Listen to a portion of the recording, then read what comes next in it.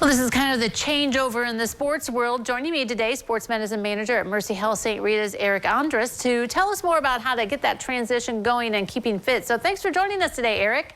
Yeah, thanks for having me. Okay, so kids and students are starting to transition over into winter sports. It's okay, I guess, if you're playing a winter sport, but what happens if you take some time off and you're not playing anything right now? What should you be doing? Well, obviously, we still want to make sure that our kids are being active as they can, right? In terms of still weightlifting, still working on flexibility, things like that. Because, if kids weightlift throughout the year, there's evidence that shows they can have even a 35 to 40, even up to 50% reduction in injury rates during their actual season. So we want to make sure that our kids are still staying active. Do you basically do kind of the same thing from sport to sport? Or like if you're changing from football to basketball, does your training look a little bit different?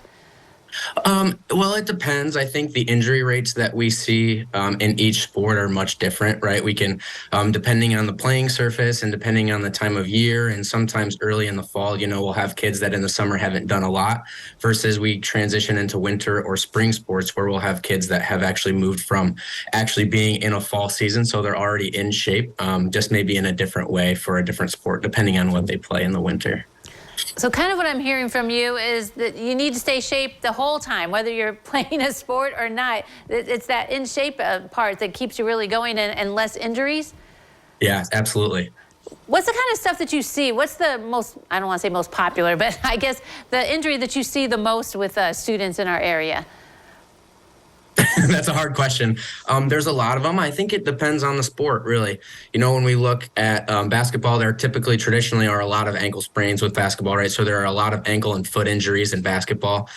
We have that in the fall too, but like in the fall, you'll typically see maybe a little bit more knees in the fall than you do in the winter. So maybe like ACL injuries or other knee-based injuries. So it depends on the season, I think. Mm-hmm.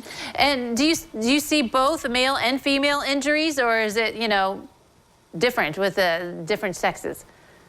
Absolutely. I mean, there are a ton of injuries across the board. Typically, ACL injury rates are higher in young females for a lot of different reasons. But it just it depends on the way the ball bounces, I guess. Mm-hmm. Is this the kind of thing, keeping in shape, that you can do on your own, or do you recommend like having a trainer or someone, with you to watch and to guide you in what you need to do?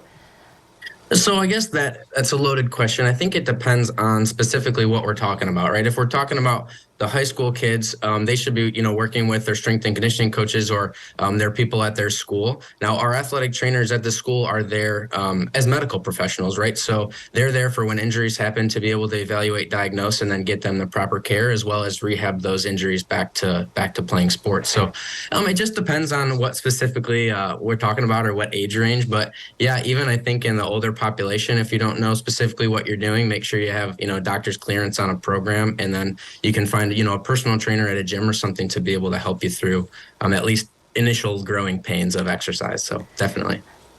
You bring up age. That's a good question to ask, because sometimes the younger kids, there's not such organized sports to get involved in. But can you find something in the younger, elementary age versus like, high school? It's obvious what's in the school. Yeah, I think it depends. I think there are some niche markets around. I know like Fast down in the Shawnee community does a really good job with younger athletes and working on specific programs to help them, maybe with injury prevention and then strength training. Other than that, I think it's, like I said, it's kind of a niche market for the little ones, like maybe below younger than junior high. Mm-hmm. So I take it parents are encouraged maybe to get out and exercise with the kids, make this a family thing, especially like, we've got winter break coming up, and then, into the summertime, everybody stay active together. Yeah, I mean, that's going to be the ticket to teaching these kids healthy habits long term, right? Is if they grow up with it and they are raised with that, then they're going to be more likely to be that way throughout the rest of their life. So activity at any age is always a great thing.